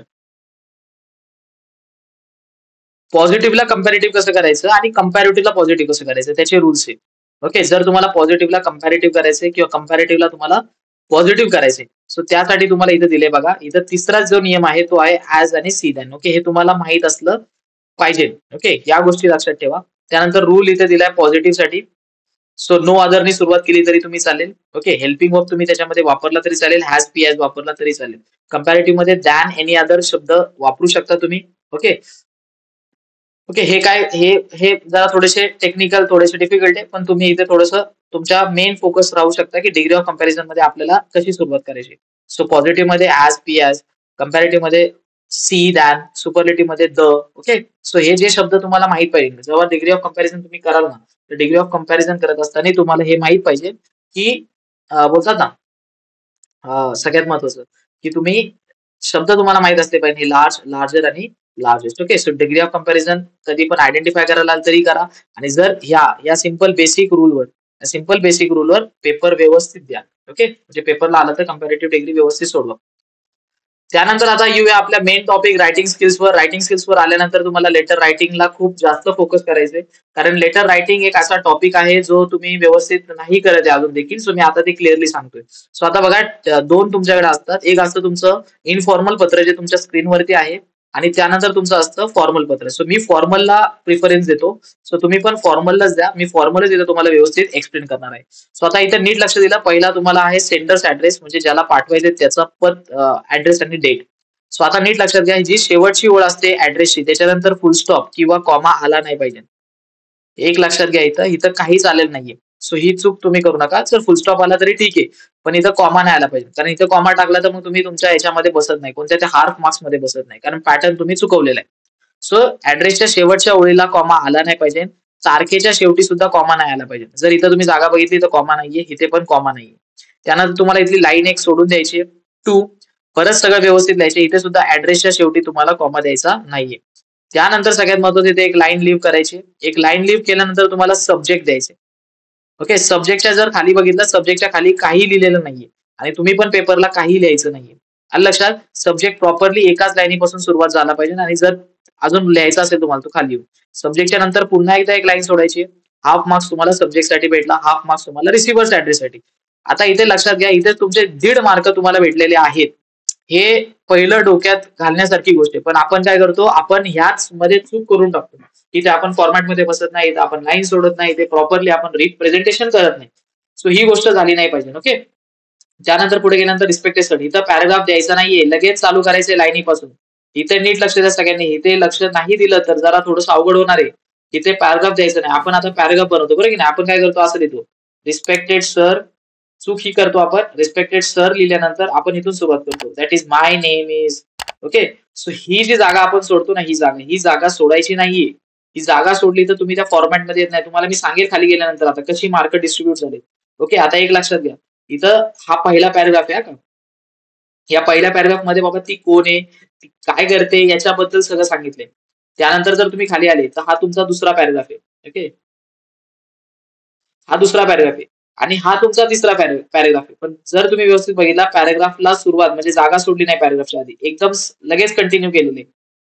आलं लक्षात इथपर्यंत, इथं सोडली स्पेस. पण इथं खाली येताना तुम्हाला पुन्हा फर्स्ट लाईन पासून चालू करायचं, म्हणजे स्टार्टिंग पासून चालू करायचं. ओके, आता जर इथं तुम्ही बघितलं क्लोजिंग, एक लाईन सोडायची, क्लोजिंग द्यायची तुम्हाला. युअर्स फेथफुली आणि नाव, युअर्स फेथफुली नंतर कॉमा, नावानंतर फुल स्टॉप. ओके, मेन बॉडीला 2 मार्क आहे आणि 1 मार्क तुमच्या कशाला आहे, ग्रामरला आहे. सो ही एक गोष्ट तुमच्या लक्षात आली पाहिजे की जी मेन बॉडी त्याला 2 मार्क आहे. 2 मार्क म्हणजे तुम्ही इथे 3 पॅरा लिहितात. कधी पण लक्षात ठेवा, लेटरला कमीत कमी 3 पॅरा लिहित जा. 3 पॅराग्राफ लिहित जा. मी तर परत खाली लिहितोय, तिकडे दिसेल का नाही माहित नाही मला. 3 पॅराग्राफ लिहित जा. ओके, आता इथं 3 पॅराग्राफ कसे लिहायचे ते मी सांगतो तुम्हाला. ओके ओके, हे लक्षात घ्या. मेन बॉडी ग्रामर, ग्रामरचे मार्क भेटतील नाही भेटतील मला नाही माहिती, पण मेन बॉडी व्यवस्थित लिहा. क्लोजिंग मध्ये स्पेलिंग मिस्टेक झाली नाही पाहिजे. क्लोजिंगच्या नंतर कॉमा आला पाहिजे, आणि नावाच्या नंतर काहीच डोकं लावायचं नाही. ओके, सो आता मी एक सांगेल तुम्हाला, तुम्ही कोणतं पत्र लिहायचंय, तुम्ही फॉर्मल पत्र लिहायचंय. फॉर्मल लिहिल्यानंतर सगळ्यात पहिलं तुमच्या पाठवणाऱ्याचा ऍड्रेस, त्याच्यानंतर तुमचा ऍड्रेस, ज्याला पाठवायचा त्याचा ऍड्रेस, त्याच्यानंतर सब्जेक्ट. इथे स्वतःचा ऍड्रेस आहे का, सेंटर, सेंटर तुम्ही स्वतः आहात, इथे स्वतःचा ऍड्रेस द्यायचा वरती. आणि इथे ज्याला तुम्ही पाठवताय, आलं लक्षात इथपर्यंत, ज्याला पाठवताय, परत एकदा वरती जातो मी, नीट लक्ष द्या. इथं स्वतःचा ऍड्रेस आहे, स्वतःचा सेंडर्स. इथं तुम्ही ज्याला पत्र पाठवताय त्याचा ऍड्रेस, ज्याला रिसिव्हर म्हणतो आपण. ओके. सो वरती सेंडर, खाली रिसिव्हर. ओके. सब्जेक्ट लिहिल्यानंतर लाईन रिस्पेक्टेड आणि ते. त्यानंतर पहिला पॅराग्राफ तुमच्या बद्दल लिहा. दुसरा पॅराग्राफ नक्की काय द्यायचं तुम्हाला ते लिहा. आणि तिसरा पॅरा क्लोजर पॅरा असतो. क्लोजर पॅरा म्हणजे थँक्यू, तुम्ही आमचं काम केलं, तुम्ही ही ऍक्शन घेतली, त्यासाठी होप, आशा, इथे शब्द वापरायचे. Hope. Okay. Thank you. Okay. Thank you. Sorry. Thank you. Okay. हा, हे असे शब्द तुम्ही तिथे वापरायचे, एक्सेट्रा. सो यासाठी तुम्हाला 2-3 पत्र बघावे लागतील, तेव्हा तुम्हाला समजेल. Okay. So hope and thank you etcetera तुम्ही ऍक्शन घेतल्यावर तिसरं. इथं मधली मेन बॉडी, मेन पॅरा म्हणजे इथं तुम्हाला तुमची समस्या मांडायची. समस्या म्हणा किंवा तुम्हाला काय फायदा झाला, तुम्ही सब्जेक्ट, इथं संपूर्णपणे तुम्ही सब्जेक्टला डेडिकेट करायचे. सब्जेक्ट म्हणजे जो विषय, त्याला संपूर्णपणे डेडिकेट करायचे. आणि पहिला जो पॅराग्राफ आहे, 2 लाईनी, 3 लाईनी, 2.5 लाईनी ज्या आहेत त्या तुमच्याबद्दल, बाबा तुम्ही कोण आहेत. सो माय नेम, तिथं सुरुवात झाली बघा. माय नेम, तुम्ही कोण आहात, कोणत्या क्लासमधून आहात, कुठून आहात, कोणत्या एरियामधून आहात. सो इथे जर पत्र बघितलं, इथं आहे my name is Diksha Shetty and I am across your advertisement for vacancy on the job search in. Okay. तिला पेपरमध्ये त्यांच्याकडे जॉब आहे असं कळलं, म्हणून तिने तिच्याबद्दल लिहिलं. I am writing this letter to apply for the post. म्हणजे तुम्ही हे लेटर का लिहिताय. सो पहिल्या पॅराग्राफ मध्ये शेवटची लाईन तुमची तेच पाहिजे की why you are writing the letter. Why तुम्ही पत्र का लिहिताय. Why right, why you are writing the letter. Sorry, आता हे चुकलं मध्ये. ठीक आहे, समजून घ्या. Why you are writing the letter. आलं लक्षात इथपर्यंत. सो पहिल्या पॅराग्राफ मध्ये एक गोष्ट लक्षात ठेवायची, तुम्ही तुमच्याबद्दल बोलायचे. ओके. त्यानंतर तुमचं कारण एकदा बोलायचं. Okay. So first para, name and Y, पत्र का लिहिताय. सेकंड पॅरा, सब्जेक्ट बद्दल डिटेल माहिती द्यायची, म्हणजे डिटेल मध्ये सांगायचं सगळं. सेकंड पॅरा, क्लोजर या शब्दाचा अर्थ की तुम्ही थँक्यू किंवा होप, म्हणजे थँक्यू किंवा होप या शब्दाचा अर्थ की आशा ठेवता की ते काम करतील तुम्ही सांगितलेलं, किंवा तुम्ही जे रिक्वेस्ट केले ते. सो ह्या प्रकारे तुम्हाला पत्र लिहायचे, म्हणजे एक पत्र फॉर्मलच लिहायचे तुम्हाला. म्हणजे कोणत्या तरी अधिकारी, शाळेचे प्रिन्सिपल, हे असे जे पत्र असतात, फॉर्मल पत्र असतात, की तुम्हाला ते फॉर्मल पत्र लिहायचे. पण फॉर्मल पत्र लिहित असताना सगळ्यात महत्वाचं तुम्हाला एक गोष्ट डोक्यात ठेवायची की त्या 3 पॅराग्राफ मध्ये ते डिवाइड झालं पाहिजे. आणि शेवटी युअर्स फेथफुली कॉमा आणि तुमचं नाव, म्हणजे जे पत्र लिहिताय ते तुमचं नाही. ओके. सो फॉर्मल पत्रासाठी 2024 साठी ह्या काही गोष्टी इथे मी दाखवल्यात, त्या करायला विसरू नका. हे मी खूप महत्वाचं, म्हणजे बोलतात ना, व्यवस्थित करून खूप रिसर्च करायला लागतो या गोष्टीसाठी. सो 2024 साठी फॉर्मल पत्र कोणते कोणते येऊ शकतात सर. सो सगळ्यात महत्वाचं, 2024 साठी फॉर्मल पत्र येणार एवढेच. या एवढ्यांमधला एक टॉपिक पेपरला तुम्हाला दिसणार. पण पहिली गोष्ट की या रिलेटेड तुम्ही पत्र बघायला सुरुवात करा. एक आहे थँक्सचं पत्र. कोणती पण गोष्ट असू द्या, तुम्ही तुमचं धन्यवाद मांडताय की तुम्ही हे ऑर्गनाईज केलं, तुम्ही हा कार्यक्रम नियोजित केला, तो कार्यक्रम व्यवस्थितपणे पार पडला, आम्हाला त्यातून ह्या गोष्टी शिकायला भेटल्या. वर्कशॉप. ओके. थँक कोणाचा असणार आहे, तर कार्यक्रमाबद्दल, फंक्शन बद्दल तुम्हाला थँक्यू लिहायला येईल. त्यानंतर तुम्हाला कशाबद्दल लिहायला, प्रोग्राम बद्दल एखादं थँक्यू लिहायला येईल, किंवा तुम्हाला सगळ्यात महत्वाचं एखादं वर्कशॉप बद्दल थँक्यू लिहायला येईल. ओके. सो ते थँक्स लेटर लिहायचं. वर्कशॉप असेल तर त्याच्या ऑर्गनायझरला, प्रोग्राम असेल तर प्रिन्सिपल सरांना, किंवा तेच ऑर्गनाईज करणार तेच. आलं लक्षात. सो थँक्सचं पत्र तुम्हाला एक लिहिता आलं पाहिजे. मग आता हा व्हिडिओ झाल्यानंतर तुमच्याकडे जर म्हणजे बोलतात ना, गाईड असेल, कोणतेही बुक्स तुमच्याकडे, रेफरन्सेस बुक्स असतील, ते बुक्स काढा. त्यामधले हे सगळे पत्र बघून घ्या. कारण हे 2024 ला हे 6 विषय अतिशय महत्वाचे विषय. या विषयांना धरून राहा, या विषयांच्या संघटित राहा, तर तुम्हाला 2024चं पत्र आता लगेच समजेल. ओके. सो त्या पेपरला हे IMP लेटर्स आहेत, आणि हे खूप इम्पॉर्टंट लेटर्स आहेत. खूप अॅनलाइज करून ते लेटर्स मी तिथे त्याची एक स्लाइड बनवलेली आहे. सो तुम्ही प्रॉपरली करा. त्यानंतर पार्टिसिपेट, म्हणजे तुम्हाला पार्टिसिपेट करायचे कोणत्या तरी प्रोग्राम मध्ये, कोणत्या तरी वर्कशॉप मध्ये, कोणत्या तरी फंक्शन मध्ये. अलग लक्षात येतपर्यंत. सो हे तुम्ही, हे याला म्हणतो पार्टिसिपेट म्हणजे तुम्हाला सहभाग घ्यायचा आहे. मग सहभाग घेण्यासाठी कसं पत्र लिहिलं जातं, तर ते एखादं बघा. ओके. त्यानंतर आहे ऑर्गनाईज म्हणजे बाबा कोणतं तरी कार्य, फंक्शन म्हणा, कोणतं तरी प्रोग्राम म्हणा, कोणतं तरी वर्कशॉप म्हणा, ऑर्गनाईज करा तुम्ही. ऑर्गनाईज म्हणजे काय, तुम्ही ते कार्य करा. ओके. जेणेकरून आम्हाला खूप चांगला फायदा होईल. ओके. फॉर एक्झाम्पल एखादं योगावर प्रोग्राम करा, जेणेकरून आम्हाला हा सगळा फायदा होईल. मग ते तुम्हाला सांगायचं की तुम्ही ऑर्गनाईज करा, तुम्ही ते घडून आणा, तो कार्यक्रम घडून आणा, जेणेकरून आम्हाला सगळ्यांना फायदा होईल. सो थँक्सचं पत्र एक IMP पत्र आहे. ऑर्गनाईजचं पत्र एक IMP पत्र, म्हणजे हे सगळे 6 IMP. पण त्यामध्ये पण मी काही गोष्टी सांगतोय की बाबा ही IMP करा. माझ्यासाठी हे सगळे 6 IMP. पण तुमच्यासाठी सांगतोय की या गोष्टी झाल्या पाहिजेत आणि त्या गोष्टी तुम्ही व्यवस्थित करा. ओके. त्यानंतर पोस्ट आणि जॉब म्हणजे तुम्हाला जॉब पाहिजे पाहिजे म्हणजे अप्लाय करायचंय तुम्हाला किंवा किंवा तुम्हाला डिटेल्स हवेत त्याचे. ओके त्यासाठी. आलं लक्षात इथपर्यंत पार्टिसिपेटला पण डिटेल्स हवे असतील तुम्हाला की बाबा तो प्रोग्राम कसा होणार आहे तिथे पण असा असा पण पत्र येऊ शकतो. सो पोस्ट आणि जॉब म्हणजे जॉब मिळवायचा असेल, पोस्ट मिळवायची असेल, अप्लाय करायचं असेल, तुम्ही ती जाहिरात टाकली होती पेपरमध्ये, त्याच्यावरून मला अप्लाय करायचंय ह्या पोस्टसाठी. सो हे एक असं पत्र तुम्हाला येऊ शकतं. त्यानंतर कंप्लेंट. कंप्लेंट म्हणजे बाबा खूप खराब परिस्थिती होती त्या म्हणजे पार्कमध्ये किंवा कोणत्याही आजूबाजूच्या परिस्थितीमध्ये कंप्लेंट पत्र असतं. ते कंप्लेंट म्हणजे तुम्ही समोरच्याला सांगता की बाबा ते चांगलं नाहीये. कंप्लेंट करता तुम्ही एखाद्या गोष्टीची कंप्लेंट करता. मग एखादं कंप्लेंटचं पत्र बघून जा. कारण ते एक आय-एम-पी पत्र आहे कंप्लेंट. आलं लक्षात इथपर्यंत आणि रिक्वायरमेंट. रिक्वायरमेंट या शब्दाचा अर्थ म्हणजे तुम्हाला काय काय रिक्वायर्ड आहे. कोणत्या कोणत्या गोष्टी तुम्हाला गरजेच्या आहेत हे तुम्हाला समोरच्याला विचारायचंय. मग त्याच्यासाठी तुम्हाला पत्र लिहायला येईल. ओके. सो एक रिक्वायरमेंट वाला पत्र बघा. एक कंप्लेंट वाला बघा, एक जॉब पोस्टसाठी कसं लिहितात ते बघा फॉर्मल पत्र. ऑर्गनाइज करा कोणता तरी कार्यक्रम, फंक्शन असं त्याचं एक पत्र बघा. पार्टिसिपेट करायचं तुम्हाला एखाद्या कोणत्या तरी याच्यामध्ये त्याचे डिटेल्स, त्याचे काय नॉर्म्स आहे, कसं केलं पाहिजे हे सगळं तुम्ही विचारू शकता पत्राच्या मध्ये. आणि थँक्सचं पत्र. सो थँक्स बाबा तुम्ही फंक्शन आयोजित केला, वर्कशॉप आयोजित केला, आम्हाला शिकायला भेटलं. हे आय-एम-पी 6 लेटर्स बघायचे पेपरला जायच्या आधी. याच्यामधून एक तरी पेपरला येणार म्हणजे येणार. तुम्ही एक लक्षात घ्या. मी पेपर झाल्यानंतर सुद्धा व्हिडिओ बनवणार. मी व्हिडिओ तो टाकणार की इंग्लिशचा पेपर आणि माझा व्हिडिओमध्ये मी जे पॉइंट्स वरतून खाली सांगत पर्यंत आलो. मी जे वरती एवढे ग्रामरचे पॉइंट सांगितले त्याच्यातला पेपरला प्रश्न येतोय की नाही तुम्ही पेपर आल्यावर नक्की बघा. सो मी नक्की सांगेल की ग्रामरचा आणि हे फॉर्मल लेटर्स मी पूर्ण रिवाइज करतोय. मी पूर्ण रायटिंग स्किल तुमचं 20 मार्काचं रिवाइज करतोय. म्हणजे मी आता या व्हिडिओमध्ये कमीत कमी 30 ते 35 मार्काचा पेपर कव्हर करतोय. कमीत कमी 35 ते 40 म्हणजे पॅराग्राफ पोएम्स नाही करत आहे मी. पण मी बाकीच्या गोष्टी पूर्ण डिटेलमध्ये कव्हर करतो. म्हणजे निम्मा पेपर आज मी तुम्हाला याच्या स्वरूपात देतोय. आता नेक्स्ट पुढे गेल्यानंतर डायलॉग रायटिंग. आता डायलॉग रायटिंग कसं लिहायचं बघा. स्टँडर्ड फॉर्म डायलॉग रायटिंगचं कसं आहे. तर इथे सगळ्यात महत्त्वाचं तुमचा एक डायलॉग झाला तर हे सगळे फुल स्टॉप जे आहे ते एका लाईनीत आले पाहिजे. व्यवस्थित बघा. मग तशी तुम्ही इकडून तिकडून जागा सोडा. त्यानंतर याच्या खाली काहीच लिहायचं नसतं. तुम्ही जी नावं लिहिता ना म्हणजे जे डायलॉग बोलत असतात त्यांच्या खाली काहीच आलं नाही पाहिजे. सगळ्यात पहिली गोष्ट ही क्लिअर करा. की खाली त्यांच्या नावांच्या खाली काहीच उल्लेख झाला नाही. सगळं तुमचं राईट हँड साईडला तुमचे सगळे स्टेप्स आले. म्हणजे ते पण तुम्हाला जे वाक्य लिहायचे ते लिहा. सुरुवात एखाद्या डायलॉगची बघून जा. कारण ती फार महत्वाची गोष्ट आहे. कारण 3 मार्काला डायलॉग आहे.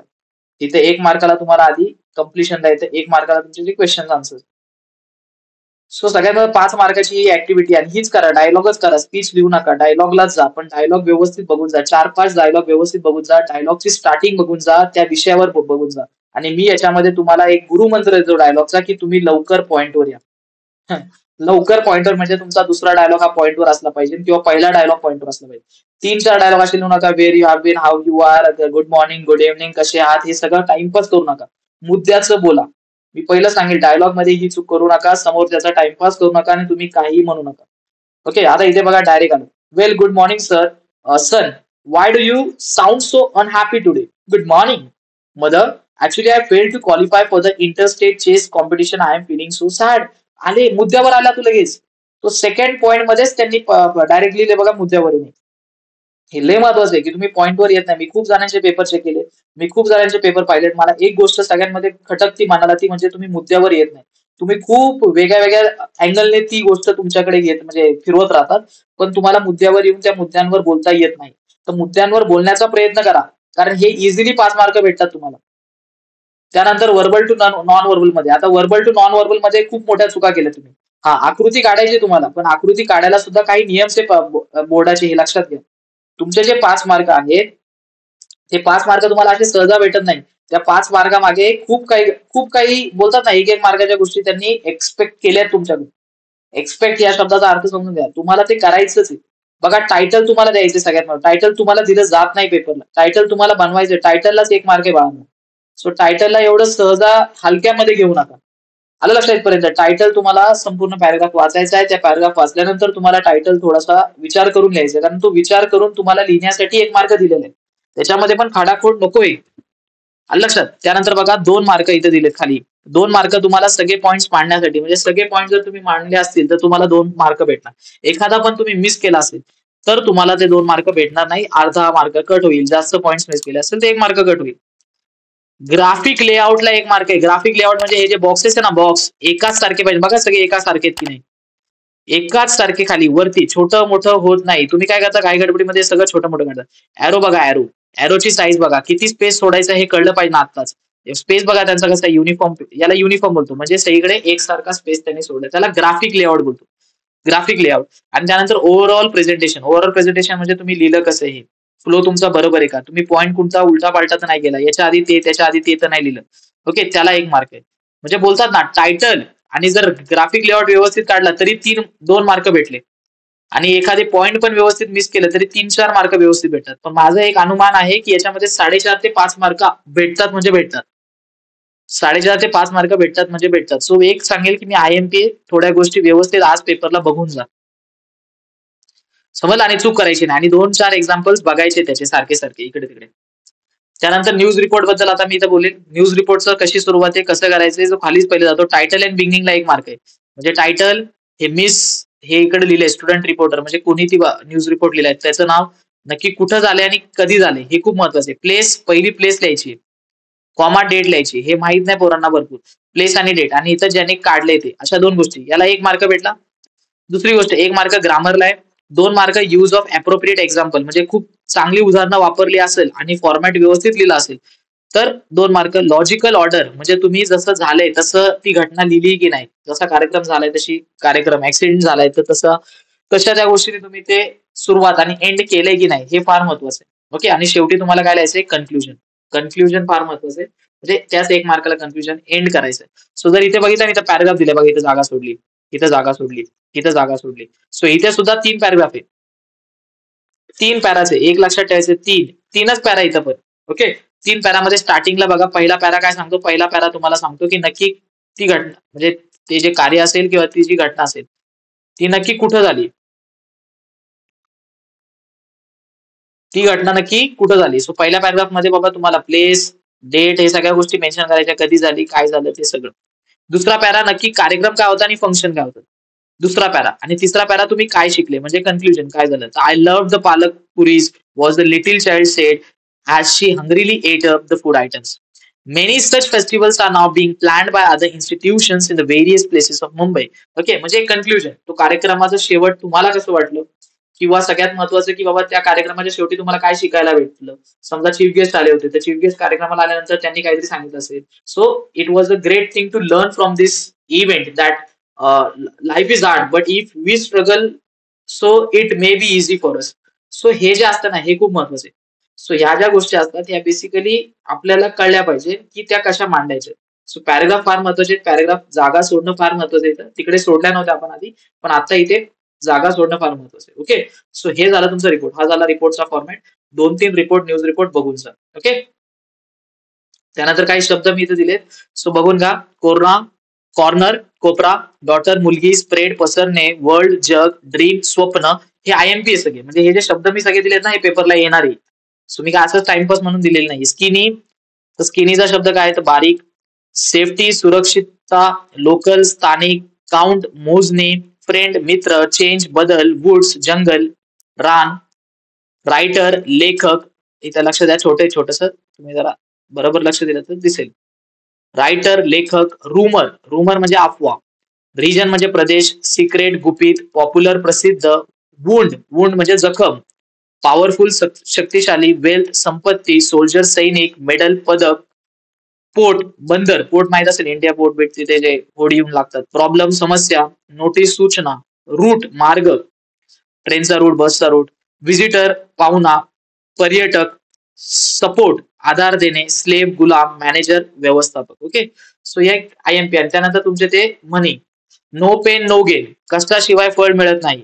पुल समवन स्लेग एखाद्याची थट्टा करण्याकरिता त्याला फसवणे. बीट अराउंड बुश मुद्द्याचं विषय सोडून बोलणे जे आपण करतो बऱ्याचदा बरोबर की नाही. किल 2 birds with 1 stone एका दगडात 2 पक्षी मारणे. Service to man is service to God जनसेवा हीच खरी ईश्वर सेवा. Necessity is the mother of invention गरज ही शोधाची जननी आहे. A friend is need is friend indeed संकटासमयी मदत करतो तोच खरा मित्र. Drowning man will clutch at the straw बुडत्याला काडीचा आधार. If you scratch my back I will scratch yours एकमेकांना सहाय्य करू अवघे धरू सुपंथ. The grass is always greener on the other side of the fence. दुरून डोंगर साजरे. ओके. सो हे जे आहेत हे मी आता प्रॉपरली इथे म्हणजे बोलतात ना काय जे IMP मला भेटले म्हणजे जे माझ्याकडे आहे मला वाटते येण्यासारखे ते मी आता ह्या सगळ्या PDF मध्ये टाकलेले आहेत. सो आता लास्टला मी हेच म्हणेल की बेस्ट ऑफ लक. इंग्लिशचा पेपर व्यवस्थित लिहा आणि जे पुढे पण पॉइंट्स मी याच्यामध्ये कव्हर केले सगळे IMP पॉइंट्स आहेत. हा व्हिडिओ सगळ्यांपर्यंत शेअर करा.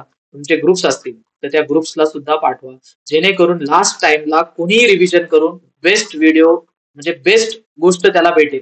ओके. सो असा माझा सेम व्हिडिओ सायन्स 1 साठी, माझा सेम व्हिडिओ सायन्स 2 साठी, सेम व्हिडिओ मॅथ्स 1 आणि मॅथ्स 2 साठी सुद्धा येणार आहे. सो मी सायन्स 1, मॅथ्स 1, मॅथ्स 2 मध्ये सगळे IMP पॉइंट्स कोणते आहेत, IMP पेजेस कोणते आहेत, त्याची एक PDF बनवली, अशीच PPT बनवलेली ती मी सांगणार आहे.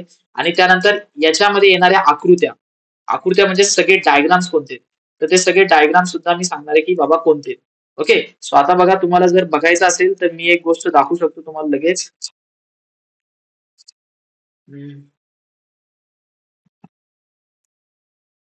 आता इथे बघा सायन्स तुझा पेज 1 वरून काय करायचंय तर मी सांगणार आता म्हणजे मी सेशन घेतलं ना तेव्हा मी सांगणार पेज 4 वरून काय करायचंय, पेज 4, 5, 6 इम्पॉर्टंट नाही, 7 वरून काय करायचंय. हे बघा म्हणजे छोट्या छोट्या गोष्टी मी सांगितल्यात की बाबा काय काय करायचे. त्यानंतर सगळ्यात महत्वाचं की बाबा डायग्राम्स कोणते कोणते करायचे. सो डायग्राम्स बघा तेच डायग्राम करायचे. ते डायग्राम आला तर ते काय विचारणार आहे. सो अशा काय मी व्यवस्थित गोष्टी बनवल्यात. याचे आन्सर्स बाबा ते कशा करायच्या, कोणत्या गोष्टी लक्षात ठेवायच्या हे सगळे व्हिडिओज मी घेऊन येणार आहे. सो तुम्हाला एकच गोष्ट सांगतो की आता सगळ्यात महत्वाचं की चॅनलला सबस्क्राईब करून ठेवा, चॅनल सगळ्यांसोबत शेअर करून ठेवा आणि 10वीच्या सगळ्या सगळ्या विद्यार्थ्यांना जे पण हा व्हिडिओ बघितला आहे, जेवढ्या पण गोष्टी त्यांनी समजून घेतल्या असेल, कसा वाटला एकदा कमेंट मध्ये टाका की आफ्टरवर्ड बाबा असा वाटला, चांगला आहे. या गोष्टी तुम्हाला समजल्या पेपरच्या आधी जाण्यासाठी म्हणजे तुम्ही एकदम आता ग्रामरसाठी सक्षम झाला आणि तुम्ही बऱ्यापैकी एक चांगला स्कोर इंग्लिशमध्ये कराल. ओके. सो मी हेच सांगेल शेवटी बेस्ट ऑफ लक.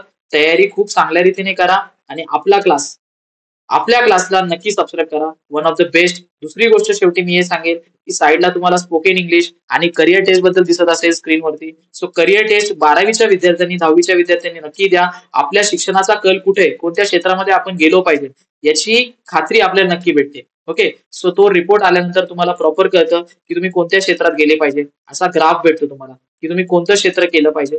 मग त्या क्षेत्रामध्ये तुम्ही ऍडमिशन घेऊ शकता आणि पुढे तुमचं आयुष्य घालू शकता. ओके. त्यानंतर स्पोकन इंग्लिशची बॅच आपली चालू होती. सो स्पोकन इंग्लिशची बॅचला सगळ्यांनी रजिस्ट्रेशन करा. ओके. जेणेकरून बऱ्यापैकी तुम्हाला काही गोष्टी इंग्लिशच्या सोप्या होतील आणि पुढे फ्युचर इज इंग्लिश. आज जर कमी वयात लवकर इंग्लिश शिकलात तर पुढे त्याचा फायदा खूप चांगल्या रीतीने तुम्हाला भेटेल. तर स्पोकन इंग्लिशला थोडासा भर चांगल्या रीतीने द्या आणि ज्याला ऍडमिशन घ्यायचे त्यांनी कॉन्टॅक्ट करा मला. ओके. जेणेकरून सोपं जाईल तुम्हाला. आलं लक्षात इथपर्यंत. आणि खाली लिंक असेल तुम्हाला फॉर्मची तर ती फॉर्मची लिंक भरा स्पोकन इंग्लिशसाठी. ओके. सो चला थँक्यू. आणि येणाऱ्या व्हिडिओसाठी सबस्क्राईब करा चॅनलला, लाईक करा व्हिडिओला जेणेकरून मी असे व्हिडिओ सगळे व्यवस्थित पेपरच्या आधी नक्की घेऊन येईल. ओके. धन्यवाद.